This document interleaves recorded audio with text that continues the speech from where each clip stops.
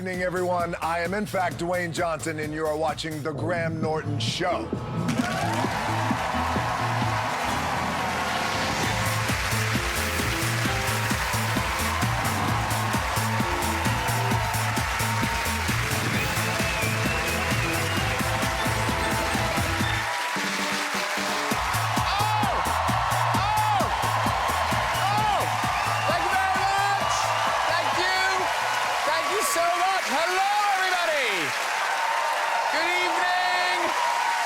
Show for you tonight. I tell you, my sofa is hotter than a royal wedding invite. Ooh, still waiting. No, there has been a lot of speculation about who will be on the guest list, hasn't there? Now, unfortunately, it's private information, you know, so if only there was some way we could find that out. Oh, yeah. That's Facebook boss Mark Zuckerberg at this week's Senate hearing in America, looking into Facebook's misuse of private data. Tell you, that lady to his right in the green, she really seems to appreciate the senator's forensic grasp of technical issues. Control-Alt-Delete, is that it? Fun fact, by the way, did you know Zuckerberg is currently worth $64 billion? I know. Well, minus the $2 he spent on that haircut. Now, because Mark's only 5'7", he sat on a booster seat during the questioning. Oh, feel a bit bad revealing that. Sorry, Mark. Have I breached your privacy? In the end, Zuckerberg did apologise for the misuse of people's data. Well, I say apologised. He sent the senators this. Now, back to the wedding. Harry and Meghan have decided not to have an official list of political leaders attending, which makes sense. Because I tell you, if there's one thing Theresa May and Jeremy Corbyn have in common, yeah, it's that they both know how to ruin a party. It's clever, that. Clever, isn't it? Clever. Hey, let's get some guests on! Later, we'll be joined by a true rock legend. Roger Daltrey will be here. Yeah, he'll be chatting and singing a track from his new solo album. But first, he starred in The Office, Sherlock, The Hobbit, and the mega-hit Black Panther. Now he brings us the truly terrifying ghost stories. Welcome back, Martin Freeman! Hello, sir. Really good to see you. Have a seat, Martin Freeman. She's the Oscar-nominated star of Moonlight, who made her mark as James Bond's Moneypenny. Now she's back in action in the monster blockbuster Rampage. Oh, it's a pleasure to welcome Naomie Harris. Oh, waving from a distance. Hello. Lovely to see you. Come in. And saving the world alongside Naomie, this man has gone from kicking ass in the wrestling ring to becoming the biggest action star on the planet. What more can I say? It's Dwayne "The Rock" Johnson!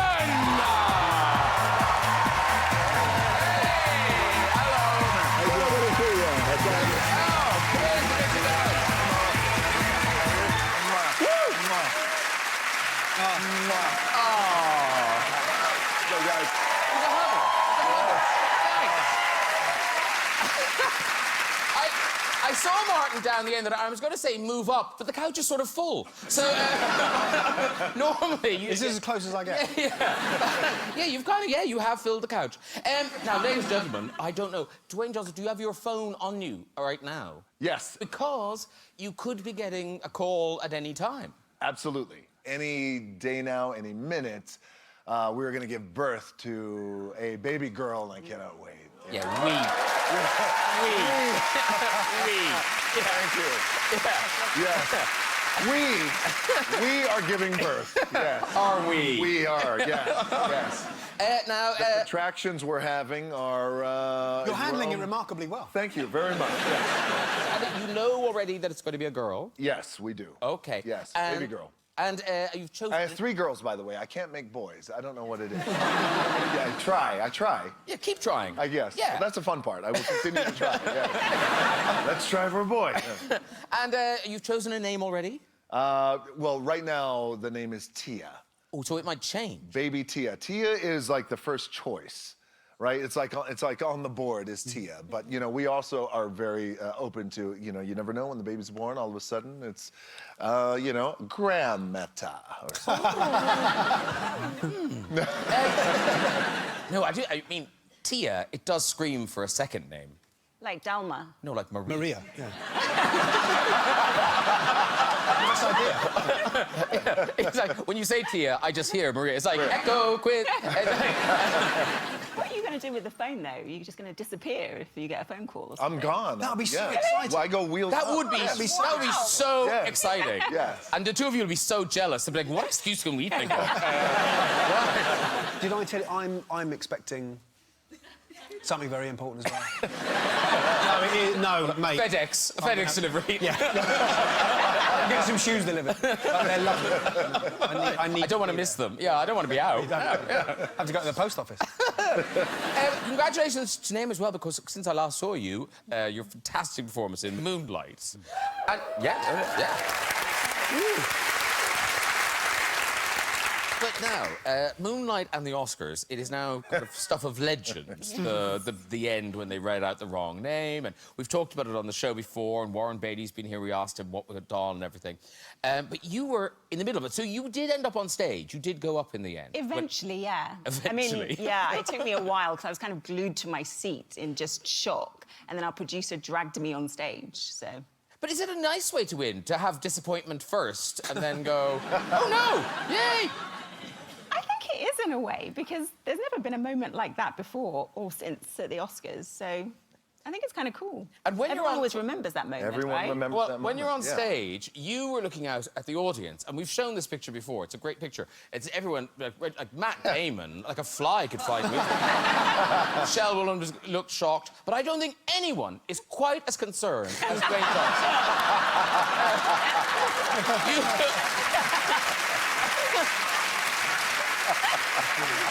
You seem really taken by... I really was. I remember. Yeah. Like Meryl seems less bothered than you do. Meryl is composed. I honestly thought I'm seconds away from running up on the stage and kicking somebody's ass because I thought some bullshit was going down.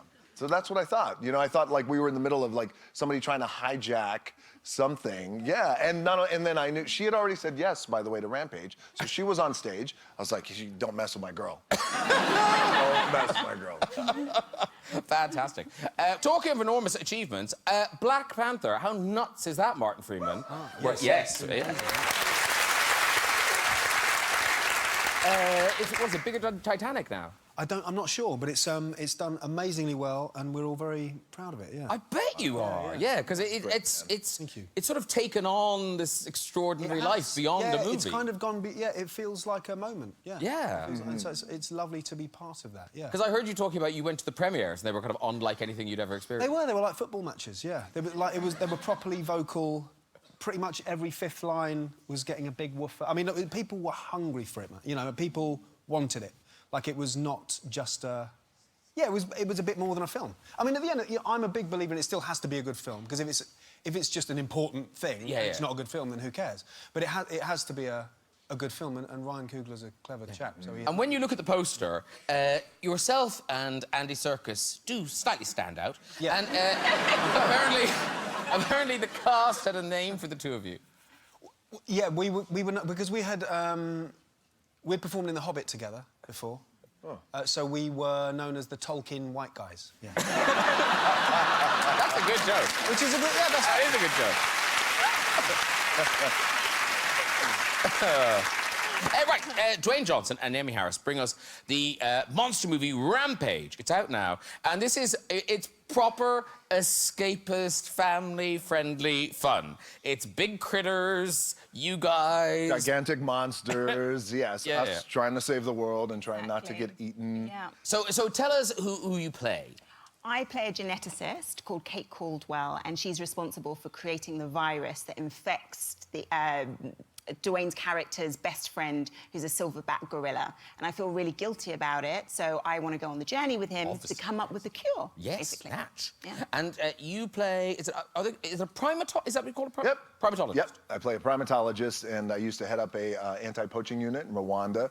Play a primatologist, and my best friend, of course, as Naomi said, is a gigantic albino gorilla. His name is George. Yeah, there he is. No, and he gets a lot bigger than that. Well, you know, as a matter of fact, he was actually inspired by a real gorilla, the only albino gorilla ever found, and who passed away in 2002, was Snowflake. And beautiful gorilla. Is he the one in Barcelona? Yes. Yeah. Yeah. I went to see him. Oh, wow. No. Yeah, isn't that cool? Well, so What yeah. a life I've led. Yes, Let me go on, No, anyway. But yes, inspired. So George really? was inspired by Snowflake, wow. who you met. But Yeah. you did name it. You thought you'd be working with sort of, you know, cardboard cutouts and things. But... Yeah, I did. Yeah, but instead I got tennis balls, numbered like 1 to 7, and then our director Brad would call off on the sidelines. Look at number 2, the building's falling down.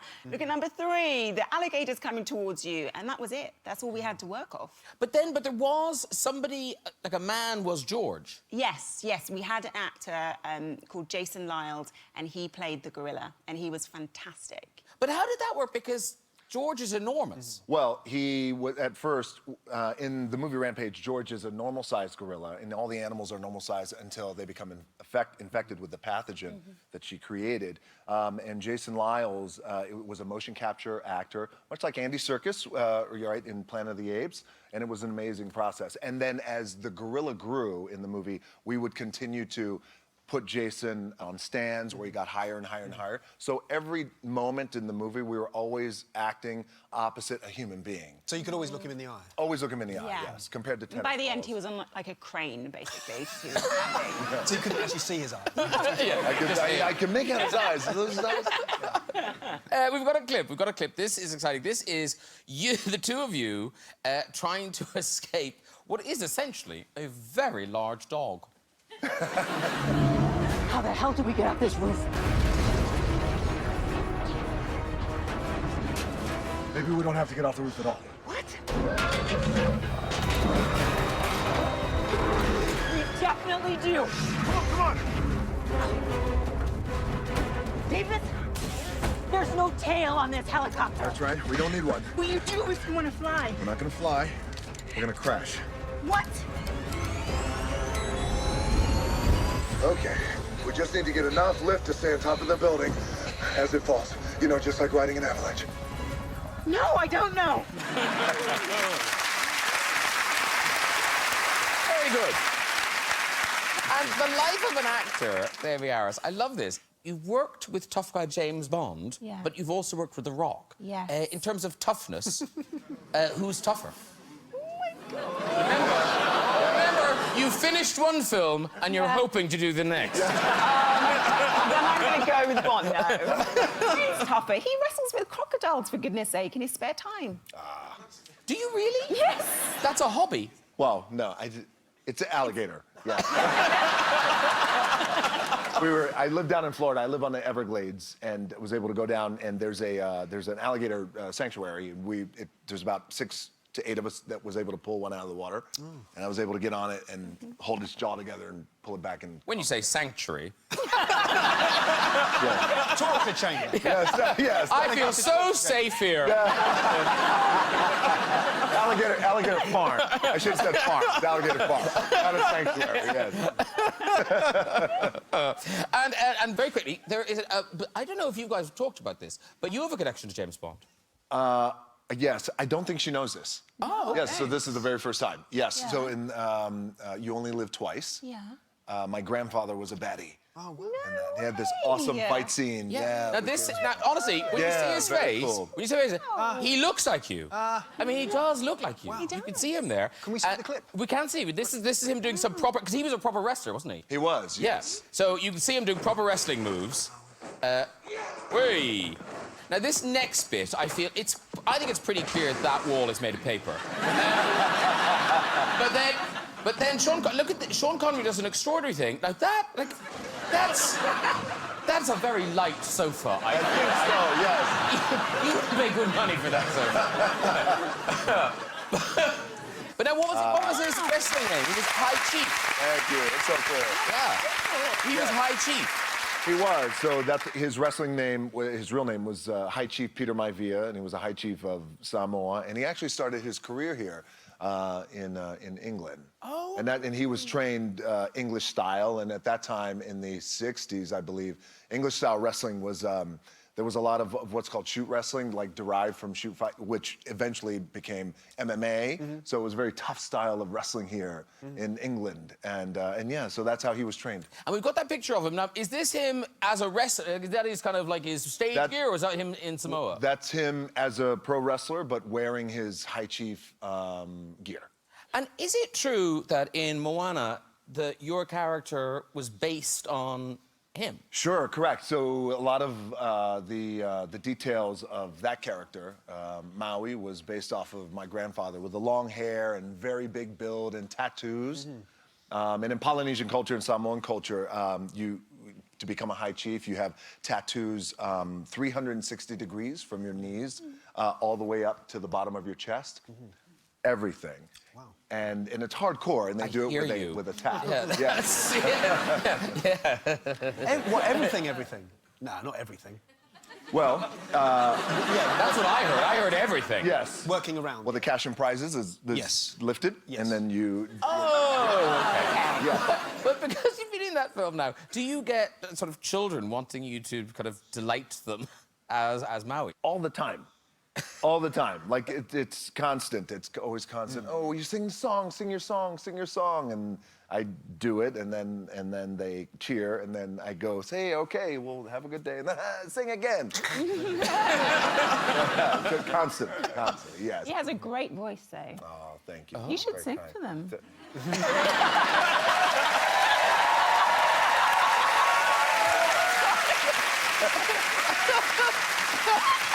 That's the last day. I can't. I don't know if I don't. That looked like a man who wants to. I don't know. All right, let's see. What's the music? What's the music? We'll just go right into the rap part, and this is what the kids love. So it's all right, listen, kid, honestly, I could go on and on. I could explain every natural phenomenon. The tide, the grass, the ground. Oh, that was Maui just messing around. I killed an eel and I buried its guts. Sprouted a tree, now you got coconuts. What's the lesson? What does it take away? Don't mess with Maui when he's on a breakaway. And the tapestry here on my skin is a map of the victories I win. Look where I've been, I make everything happen. Look at that me, mini Maui just tick-a-tick-tapping. Oh! Thank you. That's so impressive. Thank you. Now, Martin Freeman, you bring us such a scary film. Ghost Stories. It's out now. Some of you may have already seen it.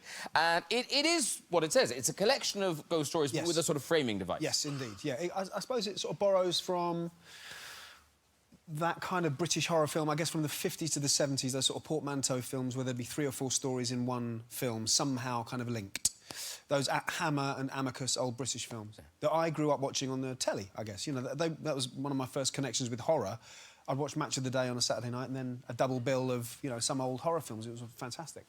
And I guess it borrows a little bit tonally from those, but all new original stories based on the play by the same directors and writers Andy Nyman and Jeremy Dyson. We'll talk about it in a minute, but first, here's a taste of what to expect.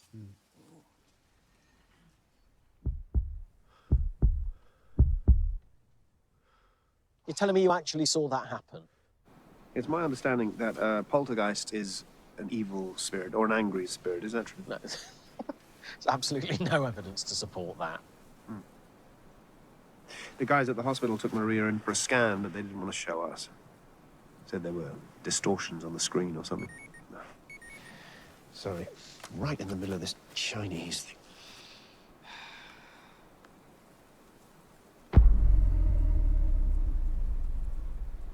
Yeah, so the scan.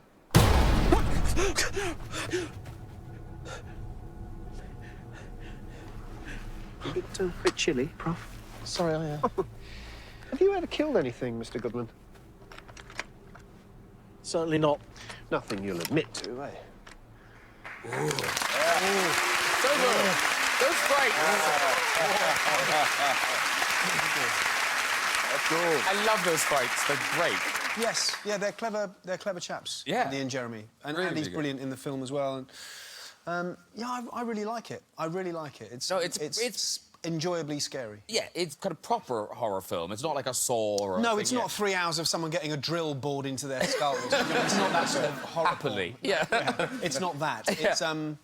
It's it's quite a smart film, I think. Yeah. But what's weird is because as a film, you kind of, like I say, this is a genre we recognise. We understand this genre. But I didn't see it in the theatre. Did you see it in the theatre? Because people... No, I didn't. But apparently people were really freaked out by it. I think they were. I know a few people who were scared witless by the play.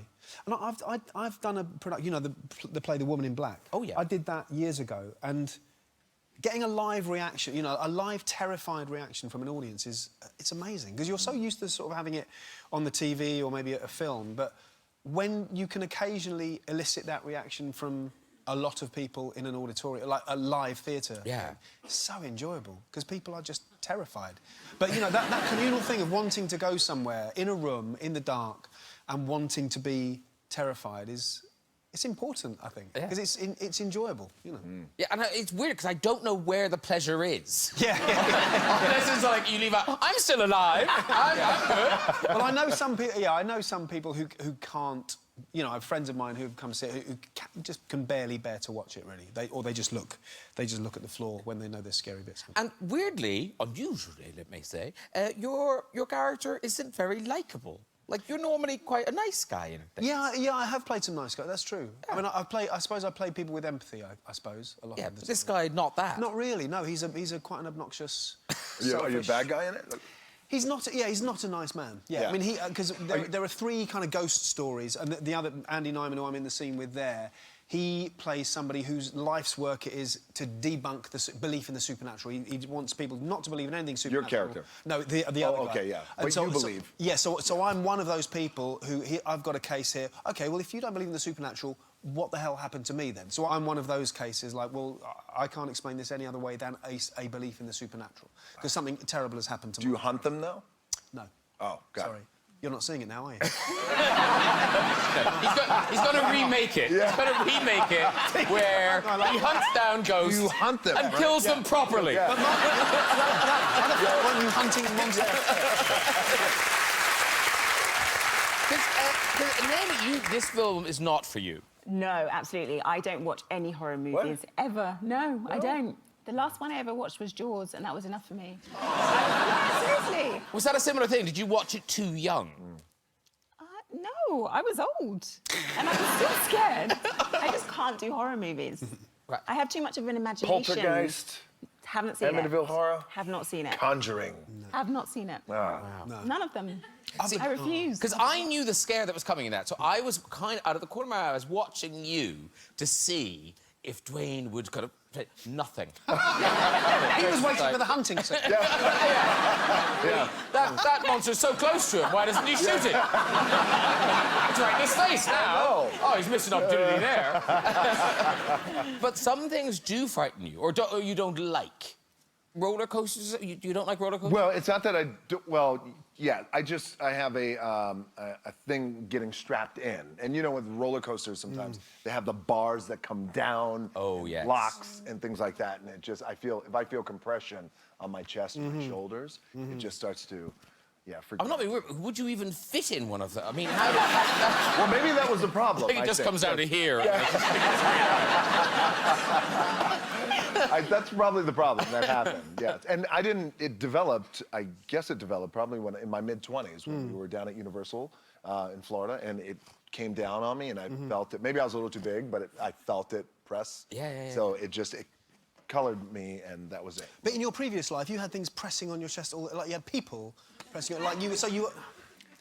But no, I know what you're saying. Yes, but you in were wrestling. Yes, but I can push You can them get them off, yeah. Yes. Whereas you can't. You're not in control of the roller Yes, coaster. yes. Any irrational fears in your life? Well, I think mine's rational. Choking. I think choking is a rational fear, isn't it? Well, Isn't it? I mean, maybe not. well, are you scared of joking all the time? Not all the time. Do you know something? I'm gonna open up to you because this is a bit like therapy, and I've had 2 gin and tonics. every time I have an avocado, every time I cut through an avocado, and I see the stone, I envisage that stone being lodged in my windpipe, and every time I think I physically go. I can't stand it. Is that quite debilitating? No, I just don't have that much avocado. I just don't do it all the time. No, I've got a real thing, though. I've got a real thing about choking. I mean, if you're on your own, if you're in a hotel, you know, if you're just... It could take days to find you. What if you choked to death? Well, I just wonder, has it happened to you? Yes, I've choked to death many times. Who is this? No wonder you're scared of it. No, it has happened to Oh, me. you have choked? On food. Yeah, and it's scary. It's a horrible... Did somebody dislodge it? One time they did, actually. It was... I did that show, Never Mind the Buzzcocks, and one time I'd had too many crisps. Because I'm a pig, and I like eating crisps as quickly as possible, so I hoovered these crisps down, and they weren't ready to go down, and they got lodged. And so I had a beer in my hand, and I was, like, doing that, and people going... And so I had this beer, it sort of all came out. And thank God, an actor called Andy Smart, who I'd known for years, got behind me and did the Heimlich manoeuvre, and I was very, very grateful. Because, as I understand it, if you can still breathe or talk, then it's in the safe pipe. Or cough, or... Yes, yeah, then you're not going to die. But it feels very scary when you've got something lodged in your throat. That's happened to me a few times. Last time it happened to me was at Andy Serkis's house. Wait a minute, that's happened to you a few times? Yeah! Because I still haven't learned. Stop wolfing food down! But, Graham, it's fucking crisps. What do you want me to do? I'm not going to chew that shit. I'll have to devour crisps. What's a crisp? Is it like a donut? Potato chips. Oh. Yeah. Yeah. Potato Potato chips. chips, yeah. They're nice, right? It seems unlikely, doesn't it? Yeah. But also, they're a bit jagged. They're a bit jagged. Ow. Do you swallow them whole, or do you chew them? You chew them. You would think not. Yeah. You would think not. But no, I do definitely chew, but, You just ate too much. not enough. Yeah, Yeah, because I'm in such a hurry to get that crispy flavour. To get that sort of hit of cholesterol. Yeah. Oh, I can't wait for your obituary. He'd been warned many times. Now, I think you were asked on the way if you had any kind of irrational fears or phobias. So, to put up your hands if you've got fears and phobias. Fears and phobias. OK, I'm going into the audience. Here we go. Keep your hands up, keep your hands up. I'll start up here. Oh, there's a lady up here. Hello. Stand up, do. What's your name? Karis. Karis. And what are you scared of? Crisps. No! No! Are you just saying that? No, are you seriously scared of crisps? Why are you scared of crisps? I did this course when I was 10 or something, and these girls had one of those, you know, the big, like, multi-packs? Oh, yes, I do. And they spilt them all over the floor, and there were all those sort of crisp dust everywhere. I feel weird talking about it. Yeah, maybe never do again. Yeah. So it was just the dust, the crisp dust frightened you? Dust, and now the smell, everything. But you've never choked on a crisp? No. No. She wouldn't have the chance. Oh, thank you very much. Who, your hand up? Oh, both hands up. Stand up, too. What's your name? Ahmed. Hi. Ahmed. And what's your fear? It's very serious. I have a physical fear of kids wearing suits. I like that. That's good. Yes. I know. Like, first confirmations, they're not for you. Yeah. So, it must be difficult at weddings. Yeah, it's actually my sister is getting married in July, but she told me it should be okay. She made sure that The children are just in jumpers and jeans. So my question is, if you see a kid with a suit on, what happens? Like, what do you feel? it happened to me last weekend. So my kids know about my condition. So I was I was walking in the street with my kids, and then my daughter was like, "Oh, daddy, look!" And there was a group of people, and they were actually stepping out of a wedding. And she said, oh, look, and there was a child with a suit, a bow tie, actually. Oh, not a bow tie. I was in the middle of the road, almost, Really? And my daughter was laughing at me, of course. And do you know where this comes from? Actually, I think it might be a trauma from a movie where there was a killer dwarf. Oh, right. Children are getting the blame. But I'm not sure. I mean, Yes. Now, is yours food-based or not food-based? No. Oh, not food-based. Oh, do stand up, too. What's yours now? Sheep and goats. Sheep and goats? Yeah, yeah. Now, that must Mostly be... sheep. Mostly sheep. The eyes, I can't deal with the eyes. What happens to sheep's eyes? Have you seen the eyes of a sheep? Just the pupils. It's just weird. I can't deal with it. Does anyone know what he's talking about? Look it up on Google. Look it up. Look at... So, sheep's eyes... Yeah, yeah, the pupils. I can't... They So are the if- eyes of a serial killer. So, a sheep in sunglasses, fine. I'm fine with that. I'll cuddle it. And when did you discover you were afraid of sheep and goats? Sheep and goats. I went to Wales. That will do it. Well done, all the focus people. Very good. Children in suits is my favourite. Wow. Children in suits makes sense. It does. Listen, time to meet our final guest. He is the iconic frontman of one of our greatest rock bands, The Who. They've sold over 100 million albums, broken records worldwide. Please welcome for the first time the great Roger Daltrey. This way. He's this way. There he is.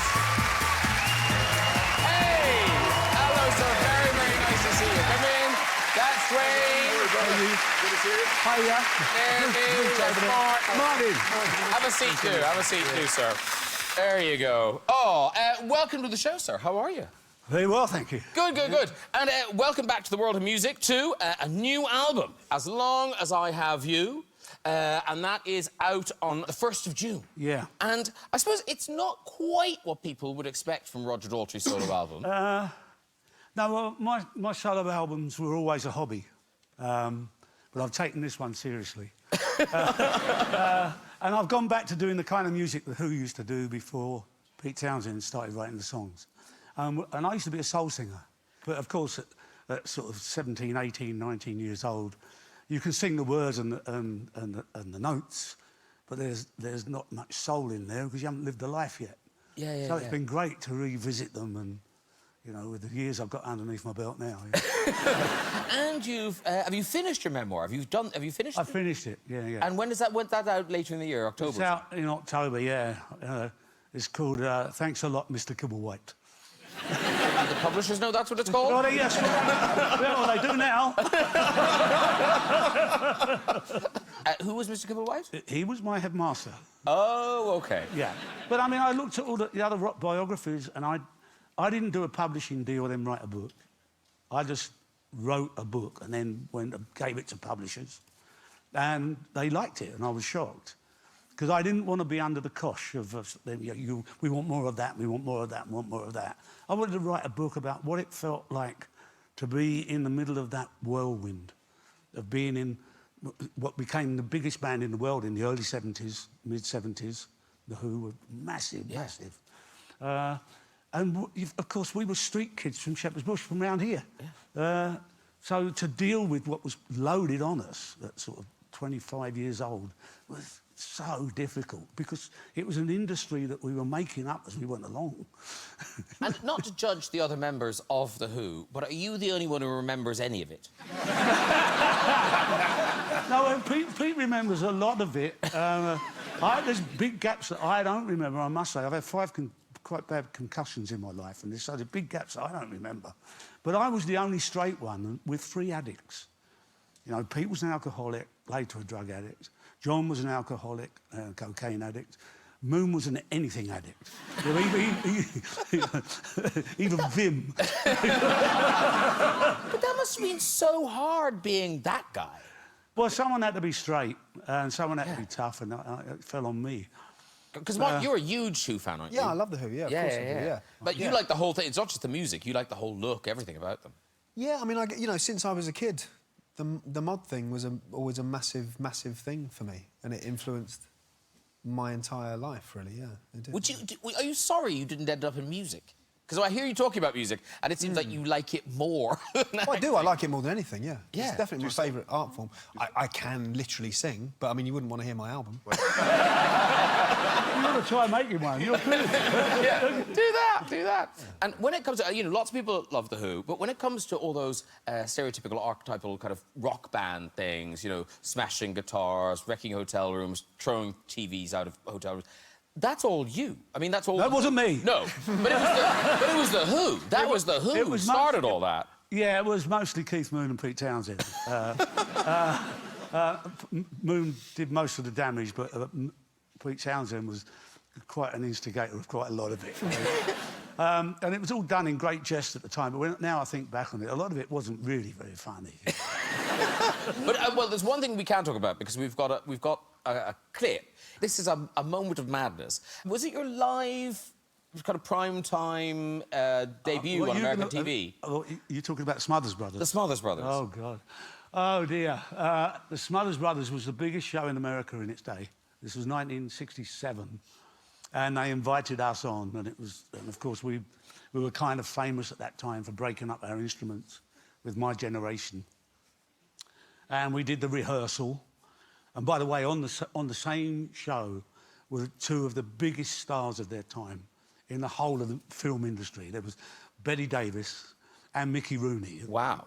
Anyway, unbeknownst to us, we used to have this kind of thing where the drums kind of just went poof, and smoke came out, and just a relatively tame little thing, you know, where Pete broke his guitars.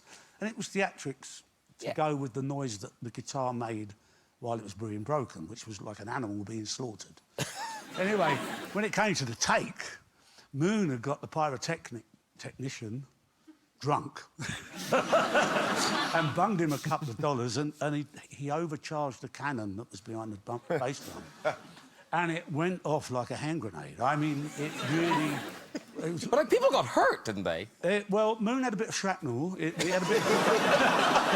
he comes out and he's got... If he's holding his arm, if you watch it carefully, he's holding his arm, he's got a piece of drum in his arm. Pete's hair caught light, and if you see Pete, he's immediately like... He's trying to put his hair right. Bette Davis immediately passes out at the side of the set, and Mickey Rooney catches her and then lays her on the floor and goes, Listen, we've got the clip. So this is as described. This is some people finishing a song, expecting an explosion, but it's a lot bigger. And you can see like the camera work. Anyway, what? So this I get blown out of shot, by the way. I was flat on my face on the floor. Here we go. This is Mother Brothers.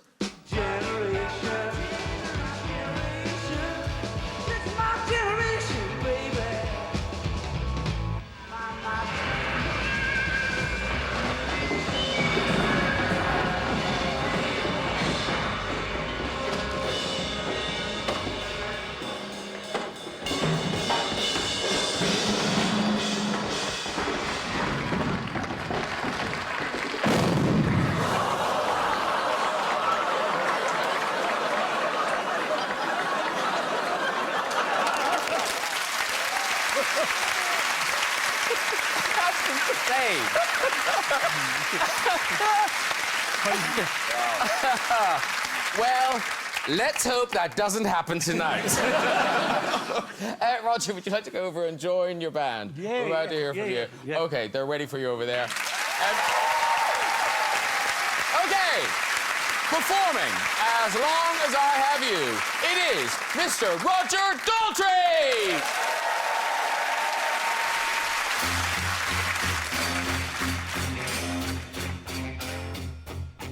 Born in darkness, but up on my way up to the sun.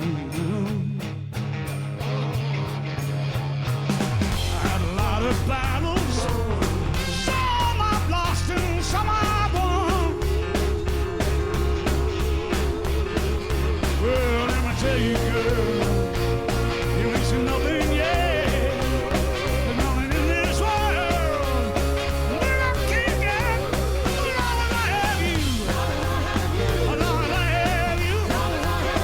As long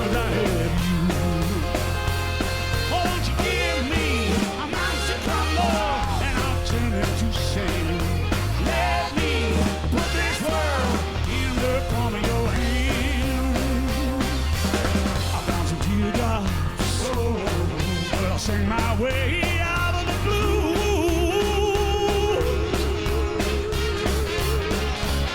I had to learn to stand up, even when they scared me out of my shoes. Oh, let me tell you, girl, you ain't seen nothing yet. There's nothing in this world that I can't get as long as I have you. As long as I have you. As long as I have you. Oh, won't you give me a mountain to crumble and I'll turn into sand. Let me put this world in the palm of your hand. Say you love me, and I know that the Bible is the one. Don't you worry about nothing. In my mind, the best is yet to come. Oh, let me tell you, girl, you ain't seen nothing yet. There's nothing in this world that I can't get as long as I have you. As long as I have you. There's nothing I can't do. I'm gonna be okay. All night, all night. All day, all day. As long as I have you. Oh, yeah. Let me tell you, girl, you ain't seen nothing yet. There's nothing in this world that I can't get as long as I have you. As long as I have you. As long as I have you. Oh, won't you give me a mouth to crumble?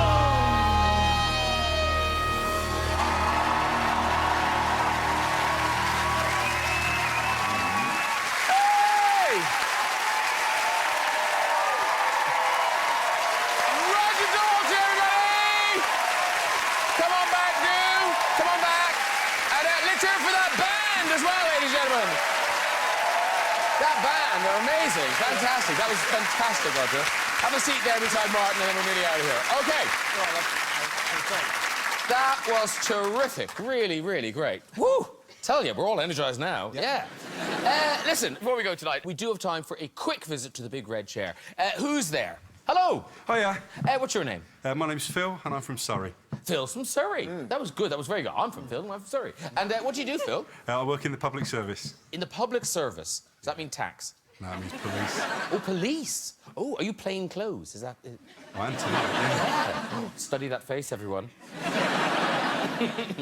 OK, off you go with the story, Phil. OK, so my mum bought herself one of these circulation-boosting machines that passes electricity through your feet just to boost your blood circulation. She's 80. I went round to her house one evening because she was having trouble setting it up. She just got out of the shower, she had her dressing gown on, she was on the sofa. Being a typical bloke, I thought, I'm going to notch this up to 90% just to make it work properly. My poor mum's 80-year-old, she put her feet on the machine. I turned it on. I got a shriek from her. She fell back onto the sofa. Unfortunately, legs went 10 to 2. She kicked me in the jaw. I